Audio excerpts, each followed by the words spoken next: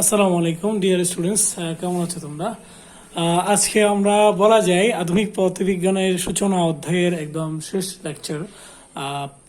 তোমরা জানো তরঙ্গকণা দ্বৈত ধর্ম এবং কম্পটন প্রভাব এবং হাইজেনবার্গের নীতির মাধ্যমে আমরা শেষ করব। এছাড়া আমরা এর আগে লেকচার প্ল্যানে বলেছিলাম আমরা মাত্র 5টা লেকচার নিব, কিন্তু আমরা জানি আপেক্ষিক তথ্য এবং অন্যান্য যে বিষয়গুলো আছে যেমন ফটোতড়িৎ ক্রিয়া সবকিছু মিলে লেকচার নিতে গিয়ে দেখলাম আর একটা লেকচার বেশি হলে ভালো হয়। সেই হিসেবে একটা লেকচার বর্ধিত করে আজকের এই লেকচারটা দেওয়া হচ্ছে আধুনিক পদার্থবিজ্ঞানের সূচনা অধ্যায়ের 6 নম্বর লেকচার। এখানে তারা আমরা আজকে যে বিষয়গুলো দেখবো সেটার মধ্যে বললাম 1 নম্বর তরঙ্গ কণা দ্বৈত ধর্ম থাকবে, 2 নম্বরে থাকবে কম্পটন প্রভাব, 3 নম্বরে আমরা হাইজেনবার্গের নীতি এবং হাইজেনবার্গের নীতির সাহায্যে আমরা দেখানোর চেষ্টা করবো যে ইলেকট্রন নিউক্লিয়াসে থাকতে পারে না। এরপরে আমরা যদি পারি একটা সিকিউ সলভ করার চেষ্টা করবো। তাহলে প্রথমেই দেখো তরঙ্গ কণা দ্বৈত ধর্ম। তোমরা জানো আমরা এই ক্লাসিক্যাল ফিজিক্সে মোটামুটি আলোকে তরঙ্গ ধরে আলোর ব্যতিচার, আলোর অপবর্তন, সমবর্তন ইত্যাদি ব্যাখ্যা করেছিলাম। এছাড়া আবার আলোকে কণা ধরে বা রে ধরে আমরা প্রতিফলন প্রতিসরণ এগুলো ব্যাখ্যা করেছিলাম। তাহলে দেখা যাচ্ছে যে আলো যেগুলো আমরা আজকে কণা হিসেবে আধুনিক কোয়ান্টাম বলবিজ্ঞানে বলছি, যেমন কণা হিসেবে আচরণ করতেছে ঠিক তেমনি তা আবার বিকিরণ করে।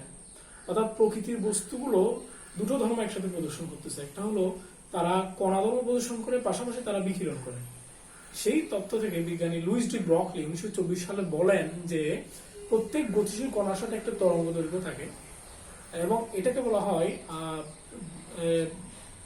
লুইস ডি ব্রকলি তরঙ্গ দৈর্ঘ্য বলা হয়।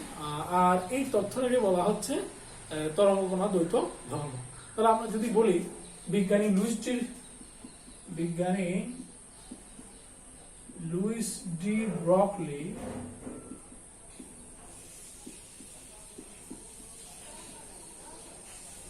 তথ্যানুসারে প্রত্যেক গতিশীল কণার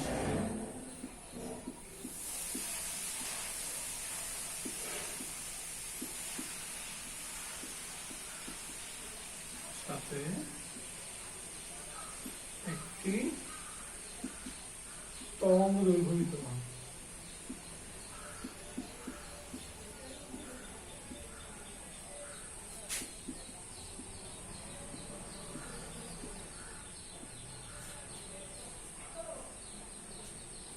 একে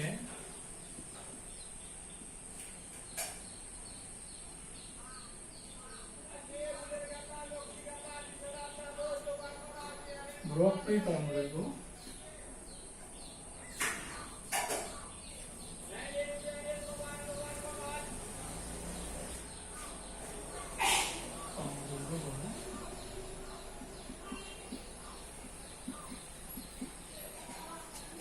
এই তথ্যকে তরঙ্গ কণা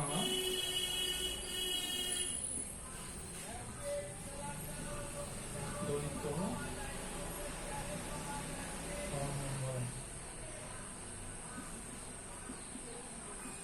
তাহলে এই তথ্য থেকে আমরা বলতে পারি যে এই প্রকৃতিতে যে কণাগুলো বিরাজ করতেছে, যাদের ভর আছে, তাদের সাথে সাথে তরঙ্গ ধর্ম আছে। যেমন মানুষের কথা যদি বলি, আমরা যারা হাঁটছি তোমরা দেখতে পাচ্ছ আমরা তো একটা কণাই, আমরা জানি যেহেতু বিরাট ওয়ার্ল্ডে এই জিনিসটা আর আমাদের কাছে কি নয়, রহস্যজনক নয়। তাহলে আমাদেরও নিশ্চয়ই কি আছে, তরঙ্গ দৈর্ঘ্য আছে। আমরা চাইলে আমাদের তরঙ্গ দৈর্ঘ্য সমাজে বের করতে পারি, আমরা কিছুক্ষণ পরে দেখাবো। এই যে আমরা লুইস ডি ব্রকলি যে তরঙ্গ দৈর্ঘ্যের কথা বললেন, সেই তরঙ্গ দৈর্ঘ্যের সমীকরণ আমরা খুব সহজে বের করতে পারি। তো আলোর কণার ক্ষেত্রে আমরা জানি আলোর কণার ক্ষেত্রে আপেক্ষিক তত্ত্বের একটা প্রমাণের সাহায্যে আমরা প্রমাণ করতে পারি একটা জিনিসটা হচ্ছে E সমান পিসি। এখানে পি হচ্ছে ভরবেগ, সি হচ্ছে আলোর বেগ। আবার কোয়ান্টাম তত্ত্ব বলতে জানি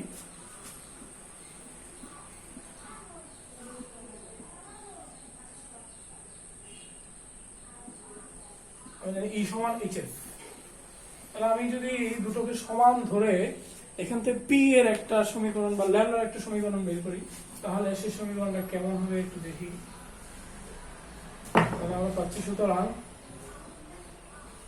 HF সমান EC, বা আমরা পাবো হলো আমরা HF কে লিখতে হবে HC বাই ল্যামডা HC। সুতরাং ল্যামডা সমান H বাই P একটা সমীকরণ পাওয়া যায়, যেখানে আমরা জানি H মানে হচ্ছে প্ল্যাঙ্কের ধ্রুবক আর P হচ্ছে ভরবেগ, সেই ভরবেগ P সমান আমরা লিখতে পারি mv। m হচ্ছে বস্তুর ভর, v হচ্ছে ভেলোসিটি। এখন এই সবগুলো মান বসিয়ে দিলে আমরা মোটামুটি বিজ্ঞানী লুইস টি ব্রকলির যে তরঙ্গদৈর্ঘ্যের কথা বলেছেন সেই তরঙ্গদৈর্ঘ্য পেয়ে যাই। তাহলে আমরা কিছুক্ষণ আগে বললাম মানুষ হিসেবে যদি আমরা কণা অ্যাজ ওয়েল এস যদি তরঙ্গ আকারে আচরণ করি তাহলে আমাদেরও কি থাকবে, তরঙ্গদৈর্ঘ্য থাকবে। সেই তরঙ্গদৈর্ঘ্যটা কেমন হতে পারে আমরা একটু দেখি। যদি আমরা কোনো মানুষের কথা বিবেচনা করি, ধরা যাক সে মানুষের ভর হচ্ছে 100 কেজি, v হচ্ছে ধরলাম 10 মিটার পার সেকেন্ড, প্রতি সেকেন্ডে এতটুকু যেতে পারে। তাহলে সেই মানগুলো যদি আমরা বসাই, সুতরাং ল্যামডা সমান কি আসবে, ল্যামডা সমান আসবে হলো h বাই mv তে মান বসালে 6.63 into 10 minus 34, আর এটি হচ্ছে 100 আর এটি হচ্ছে 10, আর হচ্ছে 6.63 into 10 minus 37 মিটার। তাহলে আমরা যারা মানুষ, আমাদের ভর 100 কেজি এবং আমরা সর্বোচ্চ যারা সেকেন্ডে 10 মিটার যেতে পারি, তাদের তরঙ্গদৈর্ঘ্য পাওয়া গেল 6.63 into 10 to the power minus 37 metre. এই সংখ্যাটা কত ছোট তোমরা কি আমাকে কেউ বলতে পারবা, বা তোমরা কি চিন্তা করেছো? কারণ আমরা জানি 10 to the power minus 7 মানে হচ্ছে 1 কোটি ভাগের 1 ভাগ। 10 to the power minus 7 মানে বুঝাই 1 কোটি ভাগের 1 ভাগ, 1 মিটারকে 1 কোটি ভাগ করে 1 ভাগ। তাহলে এখানে যদি আমরা 10 দিই তাহলে 1 মিটারকে 1000 কোটি ভাগ করে 1 ভাগ।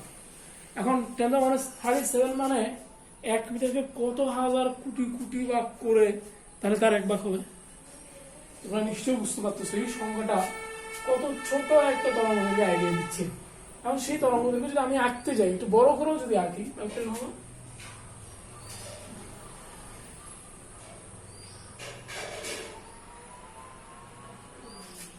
এর চেয়ে অনেক ছোট হবে। আমি অ্যাটলিস্ট এটা আঁকলাম, তাহলে দেখো তো দেখি আমাদের কাছে কি মনে হচ্ছে, মানুষ যদি এইভাবে যাইতে থাকে এই গতিপথে, তরঙ্গদৈর্ঘ্য খুব ছোট হওয়ার কারণে তার গতিপথটা মনে হয় স্ট্রেট লাইন, সরলরেখার মতো মনে হয়। আসলে কি তাই? তাহলে আমরা দেখতে পাচ্ছি আমরা যেমন কণা as well as we maintains the property of কি ওয়েভ, আমাদের ভুলে গেলে চলবে না। পরবর্তীতে এই যে বললাম তরঙ্গ কণা দ্বৈত ধর্মের যে আলোচনা আমরা করলাম, তোমরা জানো বিজ্ঞানী ডেভিসন এবং গার্নার এবং একটা পরীক্ষা করেন। সেই পরীক্ষার মাধ্যমে দেখান যে একটা ইলেকট্রনের যেমন কণা ধর্ম আছে ঠিক তেমনি তার তরঙ্গ ধর্ম আছে। সেজন্য তারা 1937 সালে নোবেল পুরস্কার পান ডেভিসন গার্নারের এই পরীক্ষা দিয়ে। আমরা ডেভিসন গার্নারের পরীক্ষার উপরে ক্লাসে পড়ব। এই অংশে আমরা এখন আলোচনা করব হচ্ছে কম্পন প্রভাব। বিজ্ঞানী আর্থার কম্পটন তিনি এই প্রভাবটা দেখতে পান, সেজন্য তার নাম অনুসারে এটাকে কম্পন প্রভাব বলা হয়। কম্পন প্রভাবে কি হয়, বেসিক্যালি এটা একটা সংঘর্ষ, একটা ফোটন এবং একটি ইলেকট্রনের মধ্যে সংঘর্ষ। অর্থাৎ ফোটন যখন তার গতিপথে কোনো একটা লক্ষ্যবস্তু যেমন ইলেকট্রনের সাথে সংঘর্ষে লিপ্ত হয়, সংঘর্ষে লিপ্ত হওয়ার পর বিক্ষিপ্ত ফোটনের তরঙ্গদৈর্ঘ্য আপতিত ফোটনের তরঙ্গদৈর্ঘ্যের চেয়ে বেশি হয়। এই ঘটনাকে বলা হচ্ছে কম্পন প্রভাব। আমরা একটু লিখব, ফোটন যখন তার গতিপথে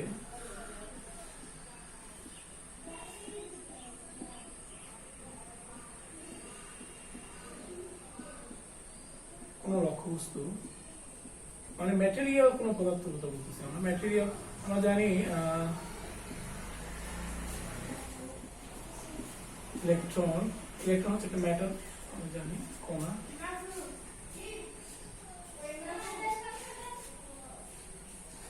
সাথে ধাক্কা খায় তখন বিক্ষিপ্ত ফোটনের তরঙ্গদৈর্ঘ্য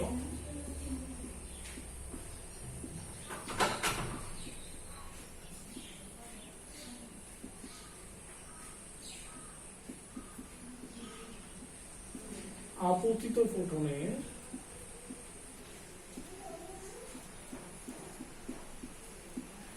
তরঙ্গদৈর্ঘ্যের চেয়ে বেশি হয়।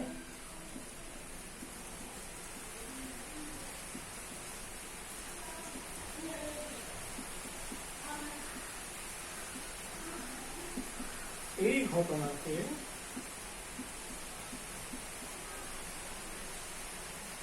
কোয়ান্টাম প্রভাব বলা হচ্ছে, কোয়ান্টাম প্রভাব বলে। তাহলে আমরা এটা একটু চিত্রের মাধ্যমে দেখবো। ধরুন একটি স্থির স্থির ইলেকট্রন, সেই স্থির ইলেকট্রনের উপর একটা প্রোটন এভাবে এসে আপতিত হলো। আপতনের পরে এই সংঘর্ষের পরে প্রোটনটা তার আগের দিকের সাথে বিক্ষিপ্ত হচ্ছে একটা কোণে, আর ইলেকট্রনটা তার আগের দিকের সাথে এবার বিক্ষিপ্ত হচ্ছে। বললাম প্রোটনের প্রথমত ক আসে, তাহলে এই কোণটাকে আমরা ফাই দ্বারা প্রকাশ করি, আর এই কোণটাকে কি দ্বারা প্রকাশ করি, সেটা দ্বারা প্রকাশ করি। আপতিত প্রোটনের শক্তিকে আমি E সমান HF লিখতে পারি, আর বিক্ষিপ্ত প্রোটনের শক্তি সমান লিখতে পারি HF প্রাইম। এখন লিখতে পারি HC বাই ল্যামডা প্রাইম, এটা সমান লিখতে পারি HC বাই ল্যামডা। তাহলে আমরা লিখতে পাচ্ছি আপতিত প্রোটনের তরঙ্গদৈর্ঘ্য হচ্ছে ল্যামডা, আর বিক্ষিপ্ত প্রোটনের তরঙ্গদৈর্ঘ্য হচ্ছে ল্যামডা প্রাইম। এখানে ল্যামডা প্রাইম অবশ্যই ল্যামডা চেয়ে বড় হবে। কেননা তোমরা নিশ্চয়ই জানো, আমাদের প্র্যাকটিক্যাল অভিজ্ঞতা আমাদেরকে বলে আমরা যখন দৌড়াইতে থাকবো, দৌড়ানোর প্রথম দিকে আমাদের শক্তি বেশি থাকে আর শেষের দিকে শক্তি কমে যায়। আর আমরা যদি কোনো কিছুর সাথে সংঘর্ষ হয় আমাদের বা বাড়ি খাই, তাহলে তো আরও বলার কথা নাই যে সংঘর্ষের আগে আমাদের শক্তি বেশি এবং সংঘর্ষের পরে শক্তি কমে যায়। তাহলে তোমরা এখানে দেখতে পাচ্ছ এই ফোটনটা সংঘর্ষের আগে শক্তি যা, অবশ্যই সংঘর্ষের পরে শক্তি কি হবে, তার চেয়ে কম হবে। শক্তি কম হলে আমরা জানি কম্পাঙ্ক কম হবে, কিন্তু আমরা জানি কম্পাঙ্ক এবং তরঙ্গদৈর্ঘ্যের সাথে ইনভার্স রিলেশন। যেহেতু এই অংশের চেয়ে এই অংশে কম্পাঙ্ক কমে যায়, কম্পাঙ্ক কমে যাওয়া মানে তাহলে তরঙ্গদৈর্ঘ্য বেড়ে যাওয়া। এই যে তরঙ্গদৈর্ঘ্য বেড়ে গেছে, এই দুটার পার্থক্যকে বলা হচ্ছে কোয়ান্টাম প্রভাব। তাহলে আমরা যদি যে ইলেকট্রনটা এখানে সংঘর্ষ লিপ্ত হচ্ছে তার নিশ্চল বল যদি হয় m0 হয়, আর যে কোণে ফোটনটা বিক্ষিপ্ত হচ্ছে সেটা যদি পাই হয়, আর যে কোণে ইলেকট্রনটা বিক্ষিপ্ত হচ্ছে সেটা যদি থিটা হয়, তাহলে এই কোয়ান্টাম প্রভাবটা আমরা পাই, আমরা একটা সমীকরণ পাই, যেটা আমি একটু করে প্রমাণ দিতে আগাবো। এবার সেই সমীকরণ হচ্ছে, যেহেতু ল্যামডা প্রাইম বড়, সুতরাং ল্যামডা প্রাইম মাইনাস ল্যামডা সমান h by m0 c into 1 minus cos phi। মনে রাখবে এখানে এই যে ল্যামডা এবং ল্যামডা প্রাইম, এই যে পার্থক্যগুলো কথা বলছি, এটা তো অবশ্যই কার, এটা হচ্ছে এই পার্থক্যটা হচ্ছে ফোটনের। অতএব এখানে আমরা শেষে যে কোণটা দিচ্ছি সেটা অবশ্যই ফোটনের হবে, সেটা ইলেকট্রনের হবে না। অর্থাৎ this will be phi rather than this is theta. তাহলে এই সমীকরণটা আমরা যদি আরেকটু পরে লিখি, তাহলে একটু দাঁড়াই ক্লিয়ারলি উপরে উপস্থাপন করার চেষ্টা করি। এটা ছিল চিত্রে, এটা ছিল E প্রাইম সমান HC by HF prime, HC by lambda prime. সুতরাং আমরা পাচ্ছি এখানে ল্যামডা প্রাইম মাইনাস ল্যামডা সমান h by m0 c into 1 minus cos phi। সমীকরণ আমরা লিখলাম।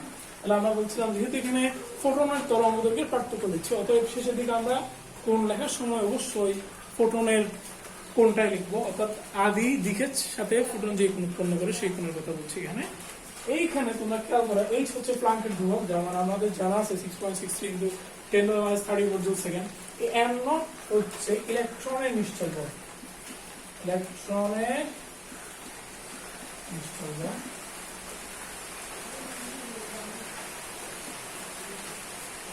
এবং c হচ্ছে আলোর বেগ আমরা জানি।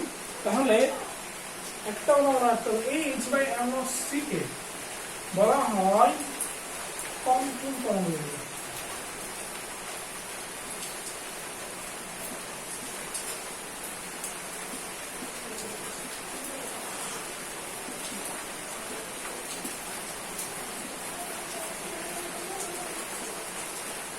তোমাদের মনে একটু প্রশ্ন রাখতে পারে, এখানে যে ই পরিমাণ শক্তি নিয়ে যে ফোটনটা আপতিত হলো সেটা ই প্রাইম শক্তি নিয়ে বিক্ষিপ্ত হলো, তাহলে ফোটনের কিছু পরিমাণ শক্তি কোথায় গেল? মনে রাখবে ফোটনের কিছু পরিমাণ শক্তিটা এই যে ইলেকট্রনটা স্থির ছিল পরে গতিশীল হলো, তাহলে ইলেকট্রনের গতিশক্তিতে রূপান্তর হয়েছে। সেজন্য আমরা লিখতে পারি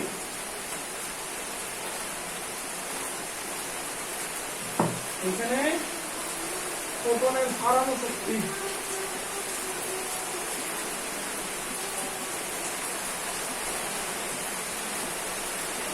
শক্তি E minus E prime equal ইলেকট্রনের গতিশক্তি mx of ohm ইলেকট্রনের গতিশক্তি।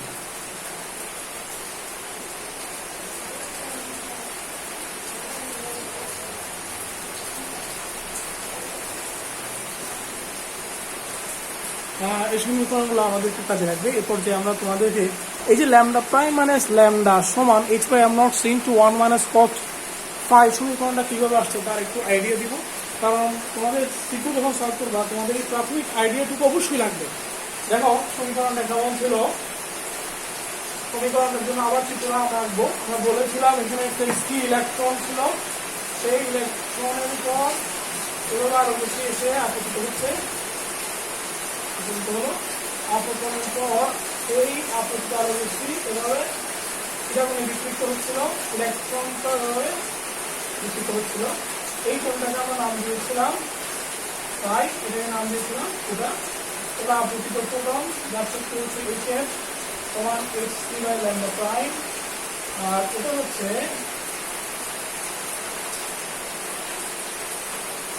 HF প্রাইম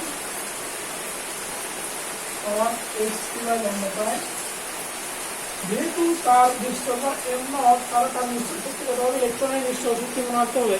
আমরা ভর শক্তি সমীকরণ প্রতিপাদনের সময় করিয়েছিলাম ইলেকট্রনের নিশ্চল শক্তি হচ্ছে এম নট সি স্কোয়ার, এবং ইলেকট্রনের গতিশক্তি মানেই তো আমরা জানি এম সি স্কোয়ার, এটা আমরা বের করেছি।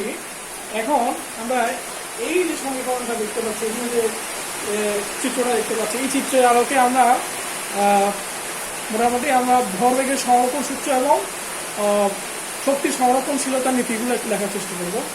শক্তির সংরক্ষণশীল নীতি অনুযায়ী সংরক্ষণশীলতা নীতি অনুযায়ী আমরা জানি আপতিত ফোটনের শক্তি হচ্ছে HF, এবং মানে সংঘর্ষের আগের শক্তি এবং সংঘর্ষের পরের শক্তি একই থাকবে। সংঘর্ষের আগের শক্তি কার কার, ফোটনের এবং ইলেকট্রনের। আর আমাদের সংঘর্ষের আগে ফোটনের শক্তি HF এবং সংঘর্ষের আগে ইলেকট্রনের শক্তি হচ্ছে এম নট সি স্কোয়ার। সংঘর্ষের পরে ফোটনের শক্তি মানে হচ্ছে HF প্রাইম, এবং সংঘর্ষের পরে যেহেতু ইলেকট্রনটা গতিশীল হয় তাহলে তার শক্তি হয় এম সি স্কোয়ার। এখানে তার গতিশক্তি এবং নিশ্চল শক্তি দুটাই বিদ্যমান থাকে। এটাকে আমরা 1 নম্বর সমীকরণ বলতে পারি।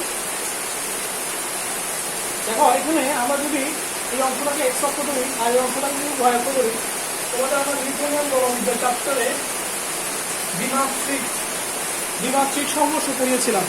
সেই দ্বিমাত্রিক সংঘর্ষে আমরা কিভাবে ভরবেগের এক্স অক্ষ বরাবর ওয়াই অক্ষ বরাবর সমীকরণগুলো লিখে সেটা আমরা দেখিয়েছিলাম। তাহলে আমি যদি এখন লিখি, দেখো এক্স অক্ষ বরাবর ভরবেগের সংরক্ষণ সূত্র বের করে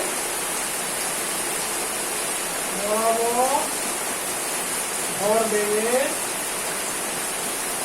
সংরক্ষণ সূত্র প্রয়োগ করে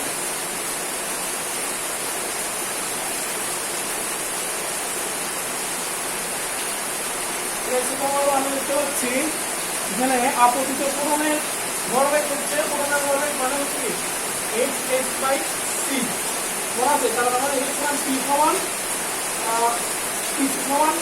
HF, তাহলে P সমান কি দাঁড়াবে HF বাই সি। তাহলে আপতিত ফোটনের ভরবেগ হচ্ছে কি HF বাই সি প্লাস ইলেকট্রনটা যেহেতু স্থির ছিল সংঘর্ষের আগে, অর্থাৎ তার ভরবেগ কত 0 সমান। এখানে আমরা দেখতে পাচ্ছি এই যে ফোটনটা যাচ্ছে HF প্রাইম শক্তি নিয়ে, তার এক্স অক্ষ বরাবর ভরবেগ হবে HF prime by c cos pi plus ইলেকট্রনের ভরবেগ দিতে হয় mv, তাহলে এটা হবে mv cos থিটা। তাহলে এই অংশটা লেখার পরে আমি একটু দেখো, তোমরা দেখে নাও HF by c plus 0 equal HF prime by c cos phi plus mv cos থিটা। এখন আমরা এই সমীকরণটা ওয়াই অক্ষ বরাবর লেখার চেষ্টা করব। ওয়াই অক্ষ বরাবর ভরবেগের সংরক্ষণ সূত্র প্রয়োগ করব আমরা।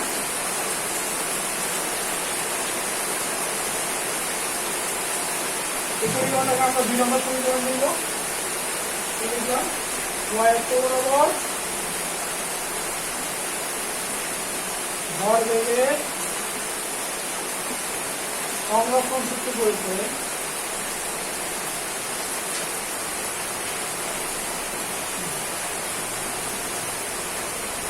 দেখো y অক্ষ বরাবর ভরবেগের সংরক্ষণ সূত্র আমাদের ওই সংঘর্ষের আগে y অক্ষ বরাবর ভরবেগের কোনো উপাংশ নাই, অর্থাৎ দুটোই হবে 0 প্লাস 0। এইগুলো আমরা যে চ্যাপ্টারে দেখিয়েছিলাম দ্বিমাত্রিক সংঘর্ষের ক্ষেত্রে।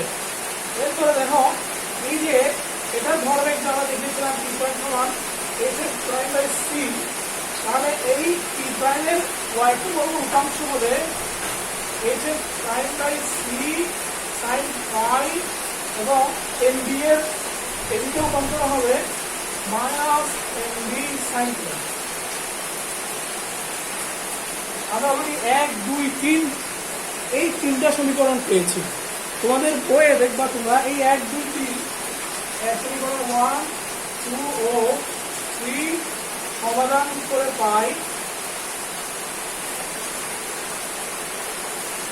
পাওয়া যায় lambda prime minus lambda সমান h by epsilon 3 into 1 minus cos phi। আমি বলবো এই যে অংশটুকু আমি তোমাদেরকে এখানে আলোচনা করলাম, এখন অ্যাটলিস্ট সিকিউ ভালো করে সলভ করার জন্য এতটুকু জানা থাকতে হবে। ডিরাইভেশনটা জানা না থাকলেও সমস্যা হয় না, যেহেতু তোমাদের সিলেবাসে ডিরাইভেশন আসে না। আশা করি তোমরা এই অংশটুকু বুঝতে পেরেছো। বিশেষ করে শক্তি সংরক্ষণশীল নীতি অনুযায়ী যে সমীকরণটা লিখেছি এবং ভরবেগের সংরক্ষণশীল নীতি অনুযায়ী এক্স অক্ষ এবং ওয়াই অক্ষ বরাবর যে সমীকরণগুলো লিখলাম এগুলো তোমরা অবশ্যই ভালো করে প্র্যাকটিস করবে। প্রিয় শিক্ষার্থীরা, এই পর্যায়ে আমরা দেখব হচ্ছে হাইজেনবার্গের অনিশ্চয়তা নীতি। তোমরা জানো হাইজেনবার্গ একজন জার্মান বিজ্ঞানী ছিলেন। তিনি 1927 সালের দিকে তার যুগান্তকারী যে গবেষণা, তিনি বলেন যে ক্লাসিক্যাল মেকানিক্সে যেখানে একটা কণার গতিশক্তি তথা ভরবেগ এবং অবস্থান খুব নিশ্চিত করে নির্ণয় করা যেত, কিন্তু আধুনিক পদার্থবিজ্ঞান যেহেতু একটা কণা এবং পাশাপাশি তরঙ্গরূপে আচরণ করে, যেমন একটা ইলেকট্রন যখন সে চলে তরঙ্গ আকারে যখন চলে তখন তরঙ্গ ধর্ম থাকে, ঠিক তেমনি তার কণা ধর্ম থাকে। এই অবস্থায় একটা ইলেকট্রনের অবস্থান এবং ভরবেগ দুটো একই সময়ে অর্থাৎ যুগপৎভাবে আর নির্ভুলভাবে পরিমাণ করা সম্ভব নয়। এটা হচ্ছে হাইজেনবার্গের সেই বিখ্যাত নীতি, যার ভিত্তিতে তিনি মোটামুটি এটাও প্রমাণ করে দেখান এই তত্ত্বকে কাজে লাগিয়ে ইলেকট্রন নিউক্লিয়াসের মধ্যে অবস্থান করতে পারে না। তাহলে হাইজেনবার্গের অনিশ্চয়তা নীতি হচ্ছে আমরা বলবো সেটা হচ্ছে কি কোনো নির্দিষ্ট দিকে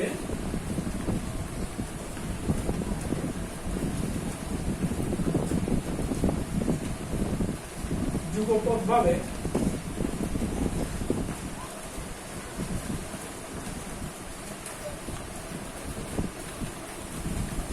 নির্দিষ্ট দিকে কোন গতিশীল কণার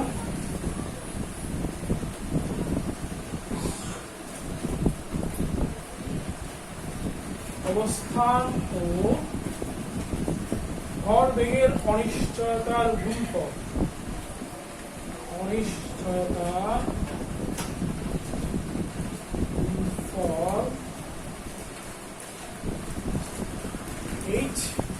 মানে তোমাদের অ্যাপ্লাই করতে দেবো এর সমান বা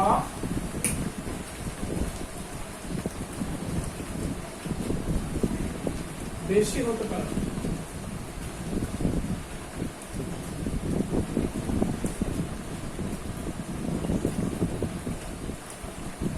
এর সমান বা বেশি হবে। তোমরা জানো এটা এই যে বললো এইচ এর সমান বা বেশি হবে, এটাকে আমরা একদম পুরান মানে কি যেমন হাইজেনবার্গের নীতি প্রথম দিকে ডেভেলপ করছিল তখনকার আইডিয়া বলা যায়। আমরা যদি বলি অবস্থানের অনিশ্চয়তা ডেল এক্স এবং ভরবেগের অনিশ্চয়তা ডেল পি, তাহলে এই সূত্র আমাদের বলতে যাচ্ছে is greater than or equal H. এটা না একদম কি ইনিশিয়াল। তাহলে আমরা এখানে ডেল এক্স লিখবো কণা বা বস্তুর অবস্থানের অনিশ্চয়তা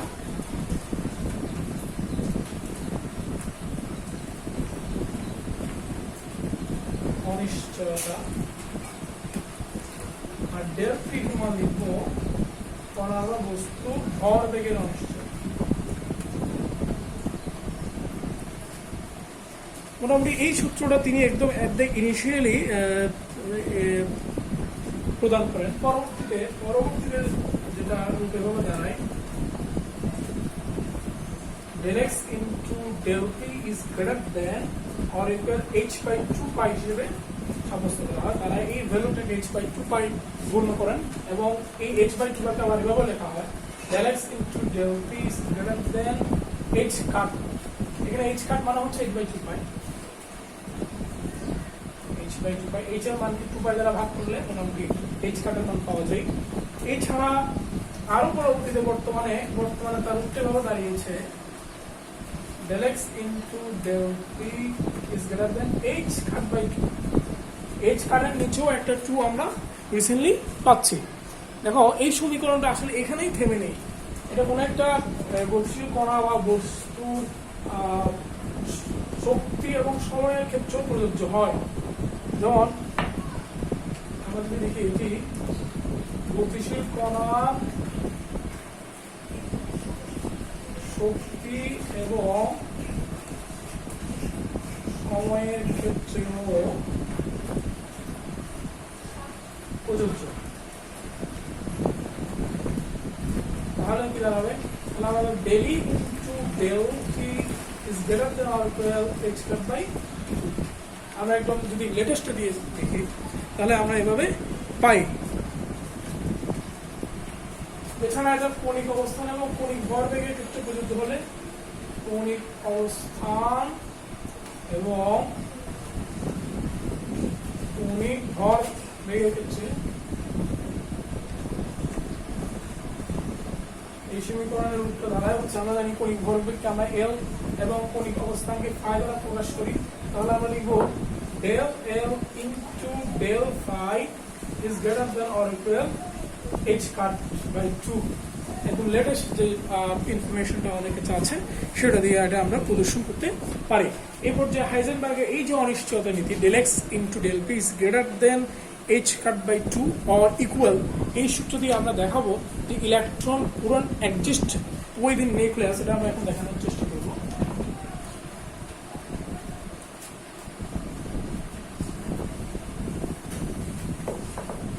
প্রশ্নটা একদম দেখাও যে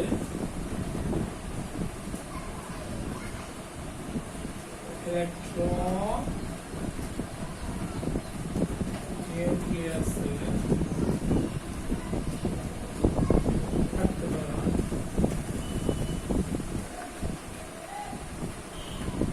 তাহলে সলিউশনটা এরকম, ইলেকট্রন যদি নিউক্লিয়াসে থাকতে চায় তাহলে নিউক্লিয়াসের ব্যাসার্ধের সমান জায়গা বা বেসের সমান জায়গার মধ্যে অবস্থান করতে হবে। তাহলে এটা যদি আমার নিউক্লিয়াস হয়, আমরা জানি নিউক্লিয়াসের বেসের পাওয়া হচ্ছে 10⁻15 মিটার। তাহলে পুরোটা যদি আমি পেতে চাই তাহলে পুরোটা করতে হবে আমাকে, 2 হবে। তাহলে আমরা এখানে del x সমান দেখতে পাচ্ছি 2 into 10 to the power -14 metre. আর h cut by 2 এগুলো মান আমাদের জানা আছে, সুতরাং আমরা লিখতে পারি del p into del x equal h cut by 2, বা লেখা যায় del p সমান h cut মানে h by 2 pi into 2 into আমি del x এর মান বসাবো, সেটা হচ্ছে 2 into 10 to the power -14 I think। ওকে, এই মানটা আমরা পাচ্ছি হলো, যদি একটু ক্যালকুলেশন করে 2.64 into 10 -21, 2.64 into 10 -21, আর আমরা জানি ভরবেগের একক হচ্ছে কেজি ms ইনভার্স 1। এই মানটাকে যদি আমরা এখন E সমান p স্কয়ার বাই 2m, আমরা জানি ভরবেগ এবং শক্তির মধ্যে যে সমীকরণটা আমাদের জানা আছে তা হচ্ছে E সমান p স্কয়ার বাই 2m। সেই মানটা যদি আমরা বসিয়ে দিই তাহলে আমরা এখন লিখবো, সুতরাং ইলেকট্রনের শক্তি,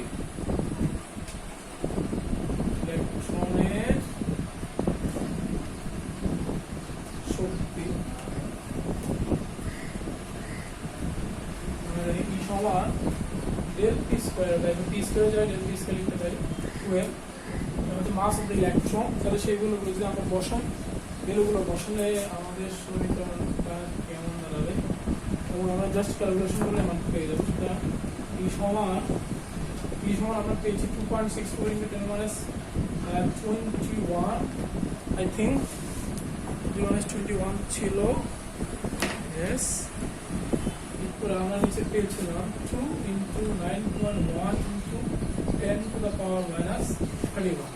তাহলে এগুলো যদি আমরা ক্যালকুলেশন করি তাহলে ইলেকট্রনের শক্তি ইন জুল পাচ্ছি 3.82 into 10 to the power minus 19 joule.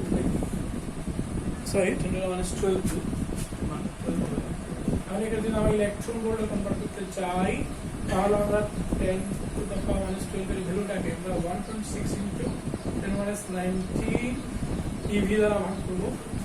EV দ্বারা ভাগ করলে আমাদের যা আসে তা হচ্ছে 23.93 into 10 to the 6 into EV আসে। আমরা জানি 10 to the 6 EV সমান 10 to the 6 EV সমান হচ্ছে 1 mega electron volt. Mega electron volt লিখতে পারি। তাহলে আমরা ইলেকট্রনের শক্তি পেলাম, যদি নিউক্লিয়াসে থাকতে চাই তার এই সমান 23.93 মেগা ইলেকট্রন ভোল্ট শক্তি থাকতে হবে। আসলে কি ইলেকট্রন এত শক্তি?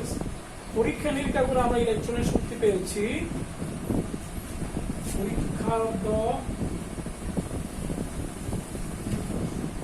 সিদ্ধান্ত হচ্ছে ইলেকট্রনের 4 মেগা ইলেকট্রন ভোল্টের বেশি শক্তি থাকা সম্ভব নয়। অর্থাৎ ইলেকট্রন নিউক্লিয়াসে থাকতে পারে। ব্যাপারটা একদম এরকম আর কি, যেমন ধরো যদি বলা হয় একজন অফিসের কেরানি গুলশানে তার একটা বাসা থাকা সম্ভব কিনা, আমরা যদি তার যদি শুধুমাত্র তার অফিস থেকে যে টাকা পয়সা পায় সেটা দিয়ে বলি তাহলে আমরা জানি তার গুলশানে একটা বাসা থাকা সম্ভব নয়। কারণ গুলশানে একটা বাসা কিনতে গেলে সাপোজ ওরা 1,20,00,000 টাকা লাগবে। আর একজন কেরানি তার যদি আমরা হিসাব নিকাশ সব করে দেখি, তিনি যদি অন্য কিছু না করে থাকেন আমরা নির্দ্বিধায় বলতে পারি তিনি গুলশানে থাকতে পারেন না। ঠিক তেমনি এরকম ব্যাপারটা আজকে যুগে আমাদের আমরা জানি কেরানিরাও গুলশানে বাসা করছে, মানে তারা কিভাবে করছে নিশ্চয়ই তোমাদের জানা আছে। কিন্তু আমরা বলবো, আমরা অলওয়েজ করাপশনকে, দুর্নীতিকে না বলবো। তো শিক্ষার্থীরা এই পর্যায়ে আমরা একটা সিকিউ সলভ করবো। তোমরা অলরেডি হোয়াইট বোর্ডে একটা সিকিউ দেখতে পাচ্ছ। এটা খুব গুরুত্বপূর্ণ একটা সিকিউ। এটা বিগত দিনগুলোতে এসেছিল কোনো না কোনো একটা বোর্ডে। আমরা সেই প্রবলেমটা একটু দেখার চেষ্টা করি। তোমরা দেখতে পাচ্ছ একটা পুলিশ নর্ম দেখা যাচ্ছে, যেটার মাধ্যমে এক্সরে প্রোডাকশন করে। এখান থেকে দ্রুত গতি সম্পন্ন ইলেকট্রনগুলো এই ধাতুকে আঘাত করতেছে এবং তার থেকে এক্সরে প্রোডাকশন হচ্ছে। সেই এক্সরে গুলো গিয়ে একটা ধাতব প্লেটকে আঘাত করতেছে, মানে এখানে একটা সংঘর্ষ হচ্ছে। সংঘর্ষের পরে এই আপতিত ফোটন এবং এটা হচ্ছে বিক্ষিপ্ত ফোটন। বিক্ষিপ্ত ফোটনটা আপতিত ফোটনের আগের দিকের সাথে 60 ডিগ্রি করতেছে এবং এখানে মোটামুটি একটা ভোল্টেজ হয়, সেটা হচ্ছে 30 কেভি। এই ব্যবহার আমরা জানি কিলো ফুল। তাহলে এই মানগুলো দেওয়া করবো যে নির্গত ফোটনের ল্যাম্বডা দেখে আর বিক্ষিপ্ত ফোটন এবং প্রক্ষিপ্ত ফোটনের ভরবেগের তুলনা। তাহলে আমরা প্রথমে এই নির্গত ফোটন মানে কি, এই যে এখান থেকে যে ফোটনটা বের হচ্ছে আর সেই ফোটনের শক্তিটা বের করার চেষ্টা করবো। দেখি প্রথমে আমরা একটা করে সলভ করি 1/1। নির্গত ফোটনের শক্তি বের করা খুবই সহজ, আমরা জানি। কারণ তোমাদেরকে আমরা এর ক্ষেত্রে দেখিয়েছিলাম এই এক্সরে প্রোডাকশনের ক্ষেত্রে একটা সমীকরণ ছিল, সেটা হচ্ছে কি HF সমান EV সমান হাফ mv ম্যাক্স, এরকম একটা সমীকরণ দেখিয়েছি। আমরা জানি HF সমান hc বাই ল্যাম্বডা দেখা যায়, এটা EV লিখতে পারি আমরা। তাহলে আমি যদি ল্যাম্বডা বের করতে চাই আমি লিখবো hc বাই EV। যার একটু সব কিছু এখন আমাদের জানি। h এর মান হচ্ছে 6.63 ইন্টু 10 - 34 আর 3 ইন্টু 10 to the 8 এটা আমাদের জানা। E হচ্ছে 1.6 ইন্টু 10 to the - 19 আর V হচ্ছে 30 কিলোভোল্ট। কিলোভোল্ট কিন্তু আমি ভোল্টে নিয়ে যাই তাহলে এরকম হবে। তাহলে এখান থেকে যে মানটা পাওয়া যায় তা আমাদের ক্যালকুলেশন করে বের করতে পারি। আমরা এবার লিখবো 414 ইন্টু 10 to the - 11 অর্থাৎ হচ্ছে 0.44 ইন্টু 10 to the - 10 মিটার মানে 0.44 অ্যাংস্ট্রম। এই 4.44 অ্যাংস্ট্রমটা হচ্ছে আমাদের আজকে এই ক এর অ্যান্সার। তোমরা আশা করি এই সমীকরণটা যদি মনে থাকবে তাহলে তোমরা এই প্রমাণটা এই অঙ্কটা খুব সহজে বুঝতে পেরেছো। এরপর আমরা দেখবো খতে আমরা বলা হয়েছিল যে খর প্রশ্নটা বিক্ষিপ্ত পূরণ এবং প্রক্ষিপ্ত ইলেকট্রনের ভরবেগ তাদের মধ্যে আমাদের তুলনা করতে হবে। বিক্ষিপ্ত পূরণ কোনটা ছিল যেটা বাইরে দিয়ে চলে যাচ্ছে পি প্রাইম, হ্যাঁ, বিক্ষিপ্ত পূরণ এবং প্রক্ষিপ্ত ইলেকট্রন, যে ইলেকট্রনটা নিচের দিকে যাচ্ছিল, এই যে ইলেকট্রন যেটা নিচের দিকে যাচ্ছিল এটা হলো সেই ইলেকট্রনের ভরবেগ। আমরা বলেছিলাম তোমাদেরকে, দেখো এই যে সমীকরণটা আমরা কম্পন প্রভাবের একটা সমীকরণ যখন ডেভেলপ করছিলাম, এরপরে আমরা দেখিয়েছিলাম এখানে ভরবেগের নিত্যতার সমীকরণগুলো আমরা এক্স অক্ষ ওয়াই অক্ষ বরাবর অ্যাপ্লাই করেছিলাম। তখন প্রক্ষিপ্ত পূরণের শক্তি কত ছিল, বা বিক্ষিপ্ত পূরণের ভরবেগ আমরা জানি ভরবেগের সমীকরণ ছিল পি প্রাইম সমান h by lambda prime. Lambda prime হচ্ছে বিক্ষিপ্ত পূরণের তরঙ্গদৈর্ঘ্য। আমরা এখান থেকে মোটামুটি এটা বের করতে পারি। এরপরে যে বিক্ষিপ্ত ইলেকট্রনের কথা বলা হচ্ছে, সেই ইলেকট্রনের শক্তি সমান আমরা লিখতে পারি, আমরা জানি ইলেকট্রনের শক্তি আমরা পি দ্বারা প্রকাশ করছি। আমরা জানি পি সমান পি স্কয়ার বাই 2m। এই পি মানে কি ছিল, গতিশক্তি ছিল। গতিশক্তি সমান গতিশক্তি এবং ভরবেগের মধ্যে সমীকরণটা নিশ্চয়ই তোমাদের জানা আছে। তাহলে এই যে পি সমান আমরা তাহলে কি পাবো, 2m t √1। আর এই সম্পর্কে আমরা বলেছিলাম যে হচ্ছে ইলেকট্রনের গতিশক্তি। ইলেকট্রনের গতিশক্তি কোন আমরা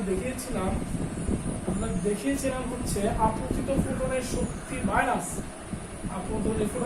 মাইনাস বিক্ষিপ্ত ফোটনের শক্তি। এই সমীকরণ দিয়ে আমরা কি বের করেছিলাম।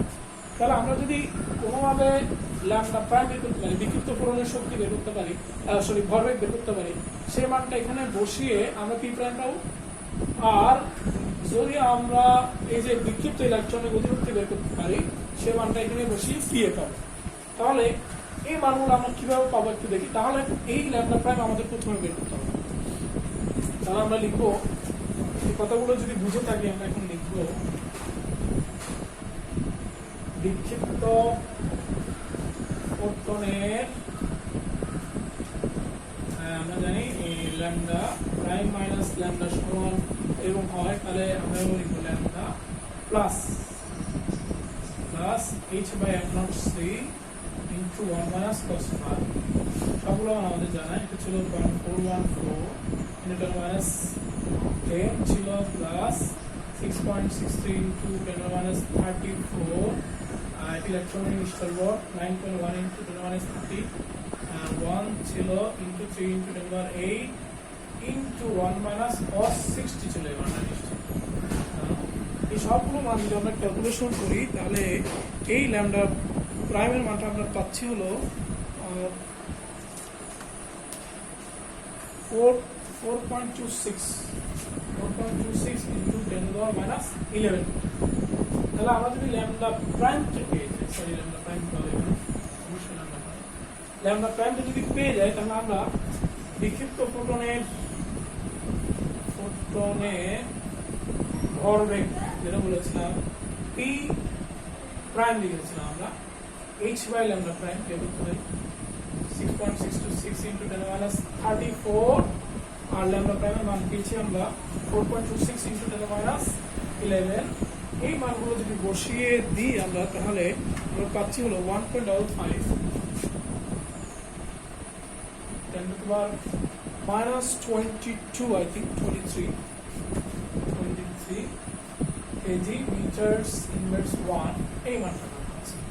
তাহলে এখন আসি আমরা বিক্ষিপ্ত ইলেকট্রনের কি বের করবো, আমরা ভরবেগ বের করবো। বিক্ষিপ্ত ইলেকট্রনের ভরবেগ হচ্ছে আমরা দেখিয়েছিলাম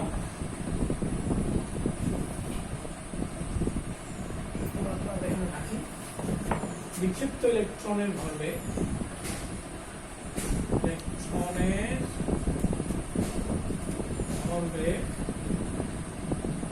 P সমান 2mt।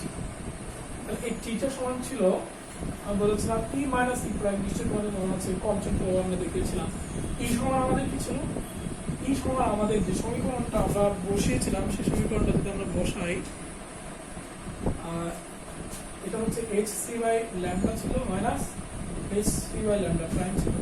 আমি hc কমন নিলে 1 minus lambda by 1 minus lambda prime এবার আমরা বসিয়ে দিই h 6 ইন্টু 10 মাইনাস 34 আমাদের জানা into 3 into 10 8 8 into 1 by lambda মান ছিল 1.414 ইন্টু 10 মাইনাস 10 মানটা ছিল না সরি 11 ছিল minus 1 by 4.626 into 10 to the power minus 11 ছিল। তাহলে এই মানগুলো বসিয়ে দিই, বসিয়ে দেওয়ার পর ক্যালকুলেশন করলে আমরা টি সমান পাচ্ছি 1.366 ইন্টু 1.366 ইন্টু 10 মাইনাস 16 জুল পাচ্ছি আমরা এই মানটা। তাহলে টি এর মানটা যদি আমরা এখানে বসাই সুতরাং পি সমান কি হবে, টি এর মানটা জাস্ট এই মানটা আমরা এখানে এই এমটা হচ্ছে আমরা জানি এই ইলেকট্রনের এটা হলো গতিশীল ভর হবে এমটা ইলেকট্রনের গতিশীল ভর এম যদি হয়, আমরা যদি মানগুলো বসিয়ে দিই তাহলে আমরা এখানে পাবো 20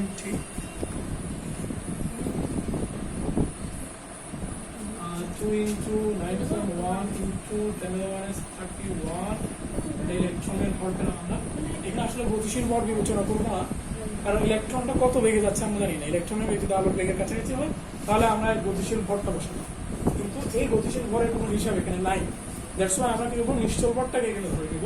ধরে নিয়ে আমরা যে 1.366 বসিয়ে দিই মাইনাস 60 এবং ক্যালকুলেশন করলে আমাদের যে মানটা আসে সেটা হচ্ছে 1.57 ইন্টু